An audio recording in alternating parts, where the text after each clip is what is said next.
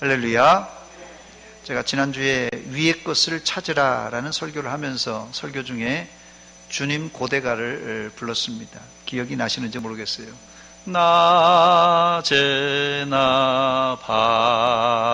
밤에나 눈물 머금고 내 주님 오시기만 고대합니다. 가실 때 다시 오마 하신 예수님, 오 주님 언제나 오시렵니까?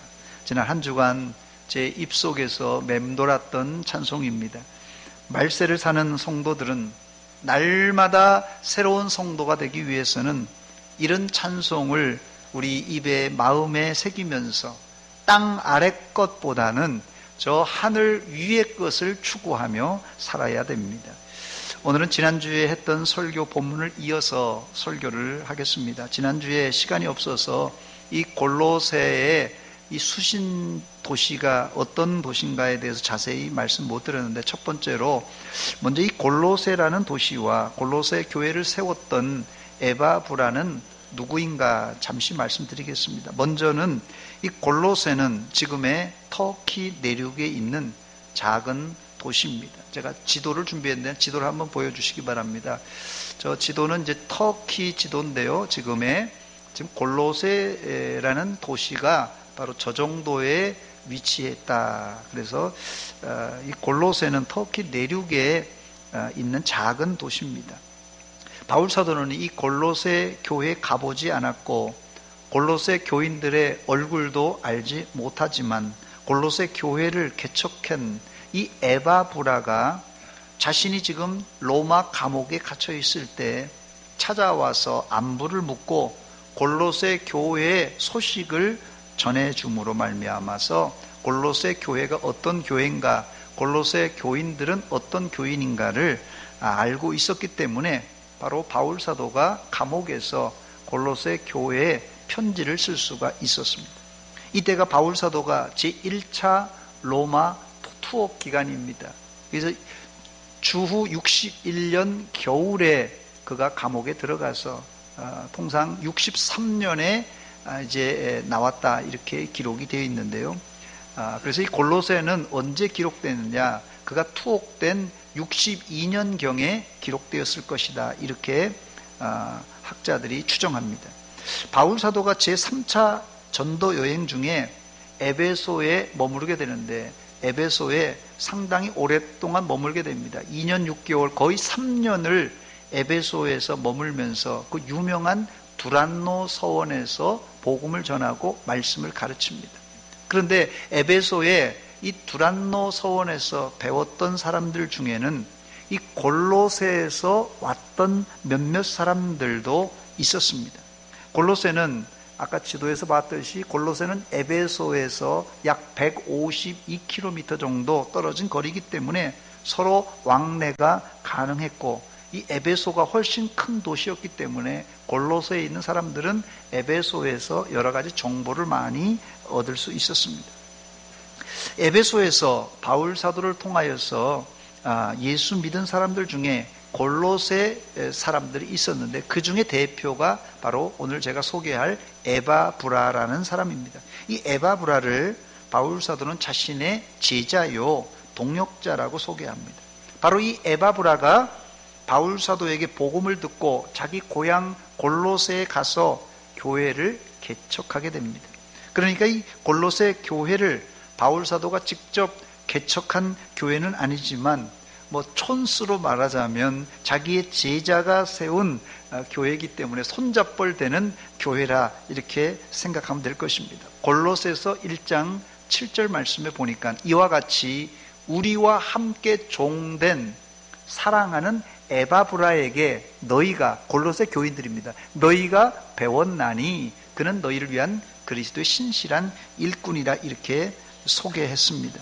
그런데 이 에바브라는 감옥에 있는 바울 사도를 돕기 위해서 바다 건너 로마까지 왔다가 이 바울을 돕는다는 그런 이유 때문인지, 복음을 전하다가 그랬는지 바울과 함께 감옥에 갇히는 신세가 되고 맙니다. 빌레몬서 1장 23절에 보니까 그리스도 예수 안에서 나와 함께 갇힌 자 에바브라 이렇게 나왔군요. 그러니까 이 편지를 쓴 거 보니까 에바브라도 나와 함께, 바울과 함께 갇힌 신세가 되었다는 것입니다. 그래서 바울 사도는 자신을 면회하러 와서 자신과 함께 감옥에 갇히는 신세가 된 이 에바브라를 골로새서를 쓰면서 4장 12절 13절에 세 가지로 칭찬하는데, 첫째는 이 에바브라를 그리스도 예수의 종이라 이렇게 소개하고, 둘째는 항상 너희를 위하여서 애써 기도를 많이 하는 종이다 이렇게 소개하고, 마지막으로는 라오디게아와 히에라볼리에 있는 자들을 위하여서 많이 수고한 종이다 이렇게 칭찬을 했습니다. 요약하자면 이 에바브라는 바울 사도에게 에베소에서 말씀을 듣고 이 골로새 교회와 또 라오디게 교회와 또 히에라볼리 교회를 개척했던 아주 신실한 일꾼이었습니다. 두 번째, 그런데 이 골로새 교회에 문제가 발생했습니다. 에바브라는 열심히 지금 말씀드린 대로 골로새, 라오디게아, 히에라볼리까지 가서 교회를 개척하고 열심히 또 섬겼지만은 이 교회에 이단들이 침투해서 어려움을 당하였습니다. 지도를 제가 준비했는데 지도를 한번 보여주시기 바랍니다. 다른 지도입니다. 아까 지도하고 좀 다르게 저기 제일 밑에가 이 골로새라는 데가 있고요. 그 왼쪽이 라오디게아, 더 왼쪽이 에베소입니다. 그리고 위에가 히에라볼리. 그래서 저거 마치 삼각형의 꼭지점에 놓여 있는 도시들입니다. 그래서 골로새, 라오디게아, 히에라볼리. 그 각각 거리가 지금 지도상으로는 측정이 안 됩니다만 약 19km에서 21km. 저 삼각형이 19km에서 21km 정도 되니까 평균 한 20km 되는 이 근접해 있는 이웃 도시가 이 저 세 도시입니다. 자, 그런데 이 세 도시를 다니면서 열심히 교회를 개척하고 복음을 전했지만 이단들이 들어와서 힘이 많이 들었습니다. 이때 이 에바브라가 로마 감옥에 갇혀 있는 이 스승인 바울 사도를 찾아가 이 목회 노하우를 배우게 됩니다. 물론 이 목회 노하우를 배우러 갔지만 먼저는 감옥에 갇힌 자신의 스승, 이때 바울 사도가 60 이상이 된 노사도입니다. 그래서 바울 사도를 수발하기 위해서 갔습니다. 바로 이런 계기로 바울 사도는 에바브라를 통하여서 골로새와 그 주변 교회 형편을 듣고 바로 이 골로새서를 쓰게 된 것입니다. 에바브라가 당한 이 목회 어려움을 크게 두 가지로 요약하자면 지금 말씀드린 대로 이단들이 들어와서 교회를 어렵게 만들었어요. 두 번째로는 에바브라가 여러 해 동안 열심히 목회를 했지만 교회 안에 들어온 사람들이 이 예수는 믿는다고 그러고 교회는 출석하는데 전혀 성장, 발전, 변화가 없는 것입니다. 대사도였던 바울 사도가 에베소에 와서 복음을 전하고 교회를 개척해서 이제 활동할 때는 이제 교회가 급속도로 이 부흥되고 발전되었습니다. 그리고 변화의 모습이 뚜렷하게 보였습니다. 그런데 막상 자신이 목회를 하는데 이단들이 들어와서 힘들게 만들고 또 사람들은 복음을 전해도 말씀을 전해도 변화가 없는 것입니다.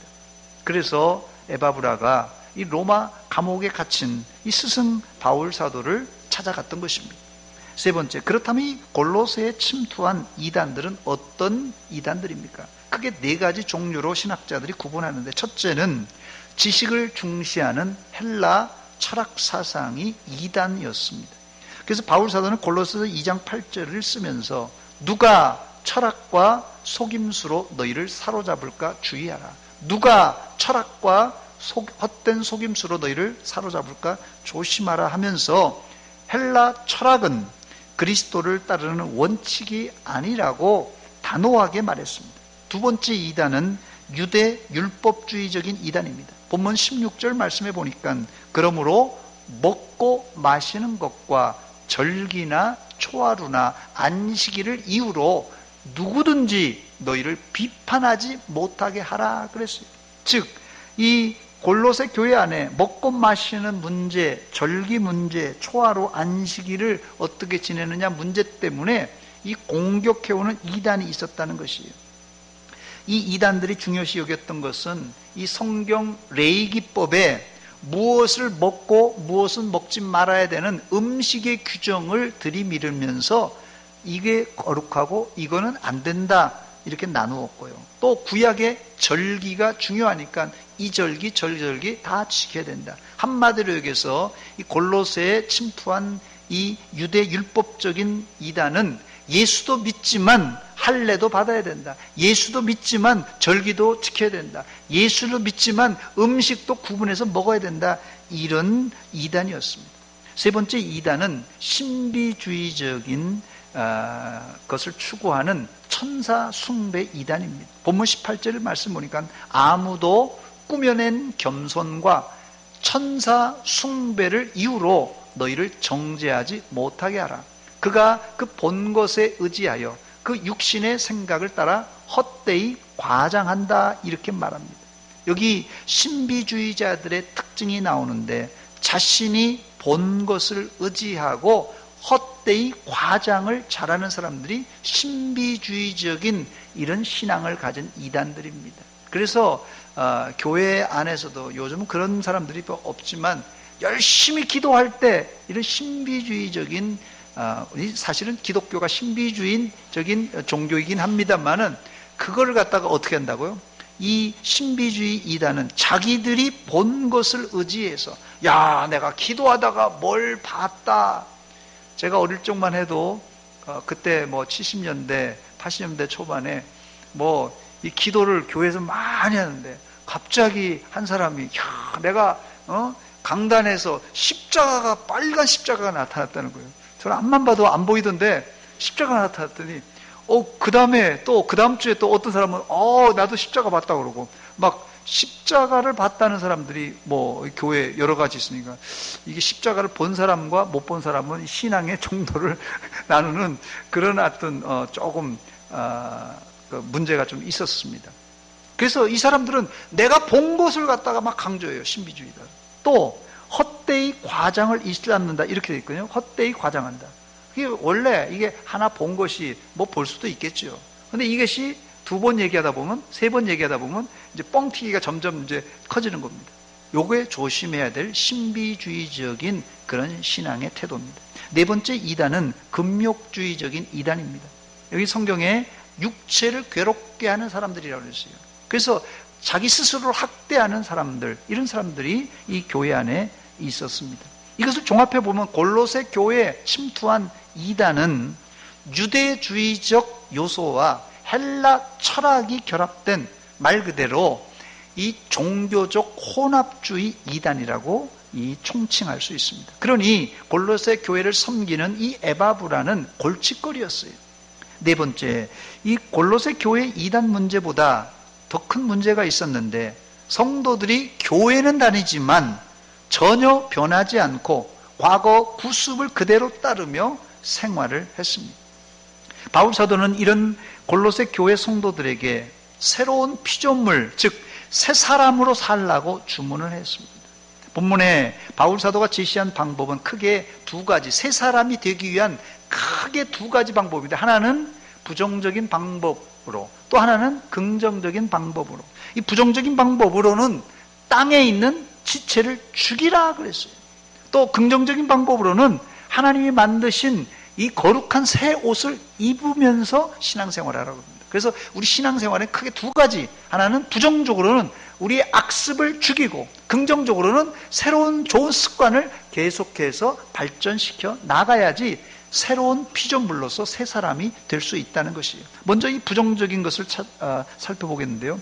새로운 피조물로 거듭난 새 사람은 땅에 있는 지체를 죽여야 됩니다. 본문 5절입니다. 그러므로 땅에 있는 지체를 어떻게 하라고요? 죽이라. 곧 뭘 죽이라는 거예요? 땅에 있는 지체가 뭐예요? 음란과 부정과 사욕과 악한 정욕과 탐심이니 탐심은 우상숭배니라고 그랬어요. 바울 사도는 바로 이런 것들을 죽이라 이렇게 말합니다. 또 계속해서 뒤에 8절에 9절에는 이 죽이라는 말을 벗으라는 말로 표현합니다.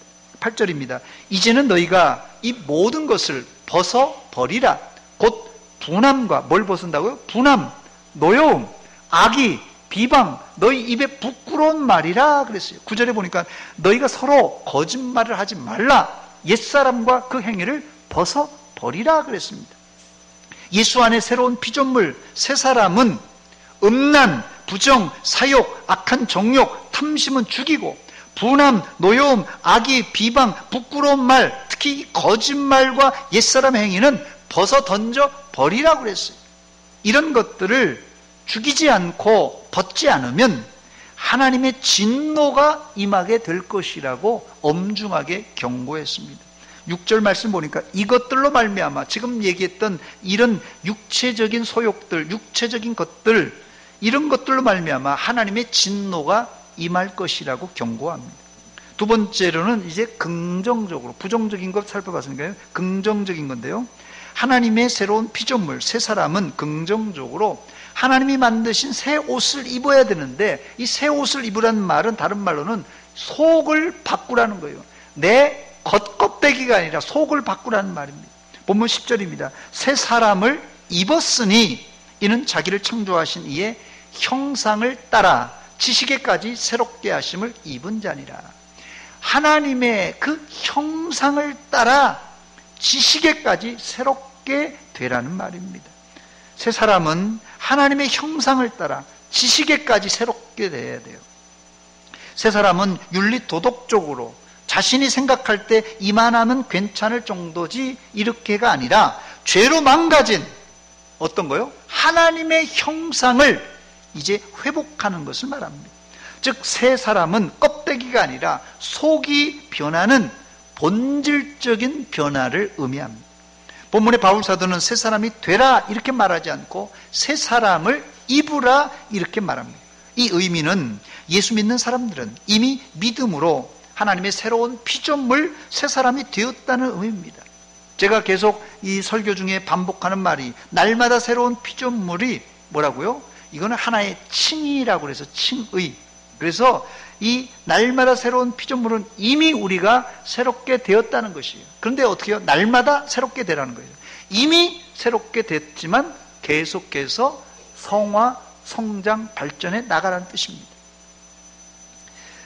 즉 예수 믿는 사람은 새로운 옷을, 우리가 새로운 옷 입으라 그러면 새로운 옷을 그냥 실로 짜서, 예전에는 실로 짜서 그 옷을 만들어서 입는 사람이 아니라 하나님이 이미 우리를 위해서 마련해 주신 그 새 옷을 입기만 하면 되는 것이에요. 이런 개념은 에덴 동산에서 하나님이 아담과 하와가 범죄했을 때, 그리고 쫓아냅니다. 에덴 동산에 쫓아내요. 범죄했을 때. 근데 그때 그냥 쫓아내는 것이 아니라 그들에게 뭘 입혀주죠? 가죽옷을 입혀주실 때와 똑같은 개념입니다. 가죽옷은 아담 하와가 짐승을 잡아서 자신들이 가죽을 만들어서 옷을 해입은 것이 아니라 하나님이 직접 짐승을 잡아 그들을 위해서 만들어 입혀주셨습니다.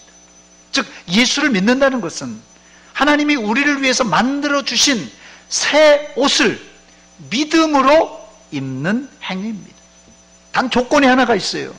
과거에 내가 입고 있던 옛 옷은 벗어 던져 버려야 됩니다. 그래야 의와 진리와 거룩함으로 새롭게 된 새로운 피조물, 새로운 사람이 되는 것입니다. 에베소서 4장 22절로 24절입니다. 너희는 유혹의 욕심을 따라 썩어져가는 구습을 따르는 옛사람을 벗어버리고 어떻게 하라고요? 오직 너희의 심령이 새롭게 되어 하나님을 따라 의와 진리의 거룩함으로 지으심을 받은 새 사람을 입으라 그랬어요. 입으라. 문제는 이 구습을 영어 성경에 찾아보니까 The former way of life라고 그랬어요. 이 구습은 하나의 단순한 행동이 아니라 내 삶의 스타일로 굳어져 있고 내 오래된 습관이란 뜻이에요. 구습. 그러므로 이 구습은 간단하게 고칠 수가 없습니다. 서양 속담에 old habit die hard라는 말이 있습니다. old habit. 이 오래된 습관은 잘 고쳐지지 않는다. 직역하면 오래된 습관은 절대 죽지 않는다. 죽기가 어렵다. 이런 뜻입니다. 그런데 이 구습을 어떻게 고칠 수 있습니까? 다른 말로는 새 사람이 새 사람으로 어떻게 살아가야 되겠습니까? 그 내용을 오늘 제가 읽지는 않았습니다만 본문 13절로 16절에 기록하고 있는데 요약하면 6가지입니다. 새 사람으로 살아가는 방법 6가지. 첫째, 용서. 두 번째, 사랑. 세 번째, 평강. 네 번째, 가르침과 권면. 다섯 번째, 찬양. 여섯 번째, 감사입니다. 용서와 사랑 그리고 가르침과 권면은 인간관계 가운데 필요한 덕목이라면 평강, 찬양, 감사란 덕목은 하나님과의 관계 속에서 우리가 날마다 새로운 피조물이 되는 중요한 이 도구들입니다. 먼저 이 사람과의 관계 속에서 3가지 덕목 뭐라고요? 용서, 사랑, 그리고 가르침과 권면입니다. 이 본문 13절 14절에 나오는데요, 누가 누구에게 불만이 있거든 서로 용납하여 피차 용서하되. 어떻게 용서하라고요? 주께서 너희를 용서하신 것 같이 너희도 그리하라 그랬습니다. 이 모든 것 위에 사랑을 더하라. 이는 온전하게 매는 띠니라 그랬습니다. 우리가 공동체로 살아갈 때 우리가 가족도 공동체입니다. 우리 교회도 공동체입니다. 우리 국가도 공동체예요. 공동체로 살아갈 때 우리가 다 완벽한 인간이 아니기 때문에 실수할 수 있고 허물이 있을 수 있습니다. 이때 어떻게 하라고요? 서로 용납하여 피차 용서해 주라고 그랬습니다. 어떻게 용서하라고요? 주께서 너희를 용서하신 것 같이 용서해 줘라. 70번씩 7번이라도 용서해 주라는 말씀입니다. 그 용서는 반드시 사랑의 토대 위에 하라는 말씀입니다. 그리고 우리 주변에는 또 지혜가 부족한 사람들이 있지 않습니까? 그런 사람에게 하나님의 말씀으로 피차 가르치고 권면해 주어야 됩니다. 여기 눈여겨봐야 될 단어가 있는데요, 서로 용납, 피차 용서, 피차 가르치며 권면입니다. 서로 용납, 피차 용서, 피차 가르치며 권면하는 것이, 이것이 건강한 인간관계를 이루는 방법입니다. 인간관계는 누가 되었든 일방적으로 주도해 나가서는 안 됩니다. 이게 무슨 말인가 생각할 때요, 인간관계는요, 이게 동등한 관계가 돼야 됩니다. 이게 너무나 한쪽으로 치우쳐서 일방적으로 주도가 되면요, 이게 편협한 인간관계가 됩니다. 심지어 이 목사도 교인들을 영적 지식적인 노예로 만들어서는 안 됩니다.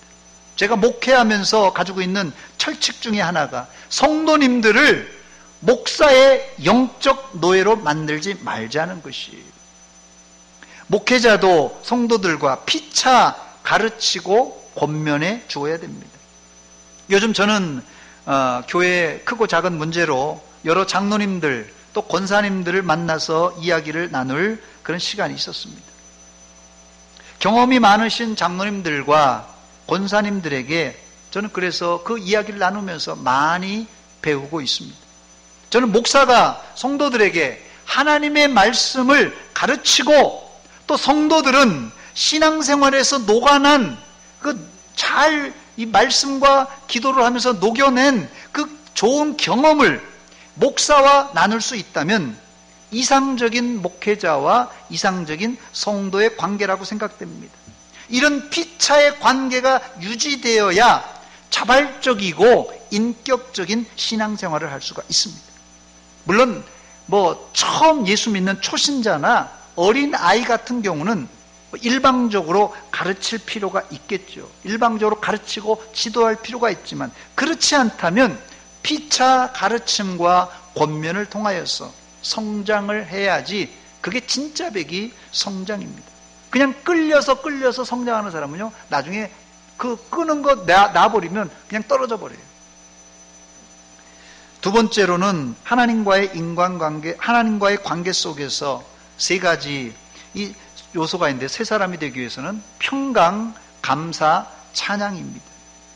이 평강, 감사, 찬양을 통하여 우리가 새 사람이 더욱더 성장, 발전할 수 있다는 것이 본문 15절로 17절입니다. 15절에 보니까 그리스도의 평강이 너희 마음을 주장하게 하라 이렇게 말했는데, 우리 마음은 사실은 영적 전쟁터예요. 여러분의 마음은 영적 전쟁터입니다. 그래서 하나님의 은혜를 받으면 그리스도의 평강이 내 마음에 충만하고 하늘의 평강이 내 마음에 충만하지만, 조금만 수틀리면은 그냥 내 안에서 분노와 다툼과 시기와 질투가 이제 막 나오게 됩니다. 그러므로 우리 안에 그리스도의 평강, 하나님의 평강이 주장할 수 있도록 늘 기도와 감사와 찬양으로 채워가야 됩니다. 그래야 우리 공동체가 한 몸이 될 수 있습니다. 여러분 생각해 보세요. 마음속이 불안한 사람들이 모여 있으면 절대 그 공동체는 평안한 공동체가 될 수가 없습니다. 그러므로 이 공동체 평안은 그리스도의 평강이 주도하는, 그리스도의 평강이 주장하는 사람들이 모여 있을 때, 그런 사람들로 모여 있을 때 가능한 것입니다. 예를 들어서 목사가 그냥 사람들하고 싸우고 강단에 올라오고, 기도하는 장로님이 사업하다가 이런저런 일 때문에 마음이 복잡하고, 성가대원들이 집에서 이런저런 부부싸움하고 오고, 여기 앉아있는 사람들이 다 마음이 싱숭생숭해서 마음이 시끄러워요. 이런 사람들이 한 자리에 모여 있으면 그게 평안한 공동체가 되겠습니까? 아마 좌충우돌한 그런 공동체가 될 것이에요. 공동체가 시끄러운 이유는 다른 이유가 아니라 바로 내 안에 그리스도의 평강이 없기 때문에 그렇습니다. 또 하나님과의 관계 속에서 찬양과 감사는 이 새로운 피조물, 새 사람이 우리가 밖으로 내보낼 수 있는 특징 중에 하나가 이 찬양과 감사입니다. 그래서 예수 믿는 사람, 잘 믿는 사람인가 하면 그 안에 이 찬양이 나오는가, 또 그 말과 행동에 감사가 나오는가 보면은 이 사람이 새 사람으로 성장했구나, 새로운 피조물이 되었구나 하는 것을 우리가 알 수 있다는 것이에요. 새 사람의 마음과 입술에 시와 찬미와 신령한 노래가 마르면 안 됩니다, 여러분. 주일 오전에 사실 오늘 예배 중에 찬송을 불렀는데요. 사실은 예배 중에 부르는 찬송은 너무 제한적이고 절대적으로 찬송하는 시간이 부족합니다. 그럴지라도 여러분, 주일날 불렀던, 예배 중에 불렀던 한 곡이라도 내가 일주일 동안 내 마음속에, 내 입술에서 계속 맴돌아야지 정상입니다, 여러분. 그리고 마지막 포진된 이 감사는 우리 신앙의 꽃을 지나서 건실한 열매입니다, 여러분. 감사는 꽃 정도가 아니라 딱 충실한 열매예요, 신앙생활에. 17절입니다. 또 무엇을 하든지 말에나 일에나 다 주 예수의 이름으로 하고 그를 힘입어 하나님 아버지께 감사하라 그랬어요. 여러분들은 무엇을 하든지 말에나 일에나 다 주 예수의 이름으로 하고 그로 말미암아 그를 힘입어 하나님 아버지께 감사하는 성도가 되시기를 주의 이름으로 축원합니다. 그러나 우리가 옛사람, 옛습관이 한 번 설교 듣는 것으로 바뀌어지지 않습니다. 그렇게 쉽게 바뀐다면 누가 이게 옛날 습관대로 살 사람이 어디 있겠습니까? 그러므로 새로운 피조물은 의도적으로 날마다 피나는 노력을 해야, 피나는 훈련을 해야 바로 이 새로운 피조물로 이런 새 사람이 될 수 있는 것입니다. 이 에드워드 앤드류라는 목사님은 그의 책 구습을 새로운 습관으로라는 책에서 이 구습을 제거하고 새 사람이 되는 방법을 5가지로 요약했는데, 제일 먼저 내게 있는 구습이 무언가를 인식하고 아는 게 중요하다는 거예요. 그래서 내가 옛날 구습을 버리고 새로운 좋은 습관을 가지려면 일단 먼저는 내 구습이 뭔가, 내 악습이 뭔가를 인식하고 알라는 거예요. 두 번째는 이제 구습을 벗는 가장 좋은 방법은 그냥 내가 예를 들어서 아이들이 게임을 많이 하잖아요. 그럼 뭐라 그래요? 이놈아 그만해! 그만하라고 그런다고요. 부모님들은. 그냥 그만하라고 그러면 애가 컴퓨터 뭐 1시간, 2시간 게임하다가 그만하라고 그래서 그만하면 가만히 뭐 하겠어요. 자, 그래서 두 번째로는 새로운 좋은 습관을 구습으로 대처할 수 있도록 대안을 제시해 줘야 됩니다. 게임만 하고 컴퓨터만 하는 애가 갑자기 공부만 하라 그러면 그게 잘 안 되거든요. 아, 야, 이럴 때는 좀 운동도 좀 해라, 대체적으로. 안 그러면 또 다른 방법을 또 해서 또 다른 재미난 것을 하면서 유도해서 공부를 하게끔 해야 되지 않겠어요? 바로 이게 이 구습을 새로운 좋은 습관으로 대처해 나가는 것입니다.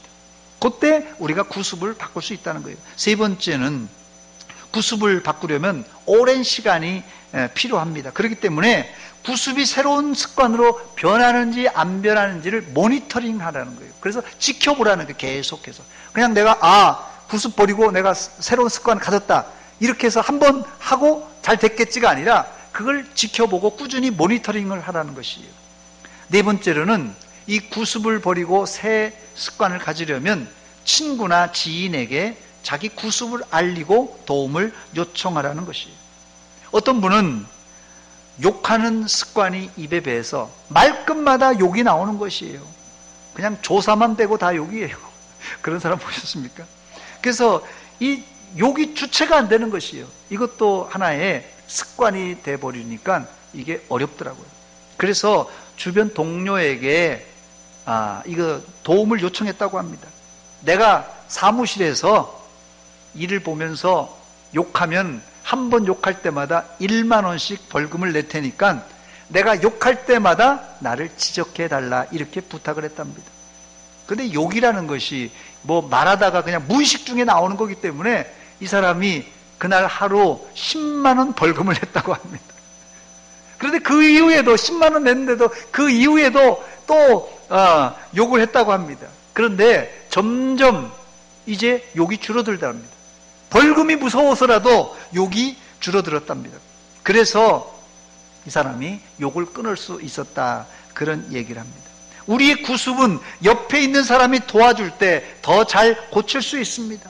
여러분, 10만 원 가지고 내 구습을 10만 원 가지고 욕하는 습관을 끊을 수 있다면 그거 싸게 끊은 거예요. 그거는 비싼 거 아닙니다.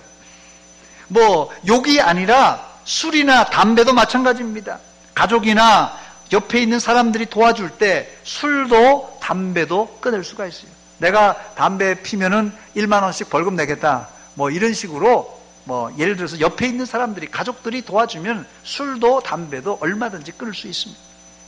마지막 다섯 번째, 구습을 끊기 위해서는 내 힘으로 안 되니까 하나님께 기도를 요청하라 그래요. 아무리 내가 노력해도 인간은 한계가 있습니다. 하나님이, 성령님이 도와주실 때 뭐 악습들, 술도 또 담배도 구습도 끊어줄 줄 믿습니다. 말씀을 마칩니다. 사랑하는 여러분, 세 사람은 옛 습관, 분노, 노여움, 악의, 비방, 부끄러운 말, 특히 거짓말과 옛사람의 행위를 그냥 버리라고가 아니라 그걸 대체해야 돼요. 용서와 사랑과 평강과 피차 가르침과 권면, 찬양, 감사로 대처하고, 우리의 입에서 우리의 행동이 어떻게, 우리 입에서 뭐가 튀어나오는지, 우리 행동을 어떻게 하는지 계속 모니터링하고 지속적으로 지켜봐야 됩니다. 그게 훈련이에요. 그런데 우리의 노력에는 늘 한계가 있습니다. 그래서 하나님께 우리가 기도해야 될 필요가 있는 것입니다. 하나님, 성령님, 나를 도와주세요. 간절히 기도하시기 바랍니다. 그때 점점점 성화, 성숙하는 날마다 새로운 피조물로 변화될 줄 믿습니다. 같이 기도하겠습니다. 하나님, 우리 아버지, 이 아침에 저희들 예배의 자리로 인도하시고 우리의 악습, 구습을 어떻게 잘라내고 새로운 좋은 습관, 거룩하고 성화된 습관으로 바뀔 것인가를 우리가 말씀드렸습니다. 단지 한 번 말씀 듣는 것으로 우리 구습이 변화되지 않으오니 하나님, 우리를 성령으로 감동하시고 성령으로 수술하여 주시사 새로운 피조물로 만들어 주시옵소서. 예수님의 이름으로 기도하옵나이다. 아멘.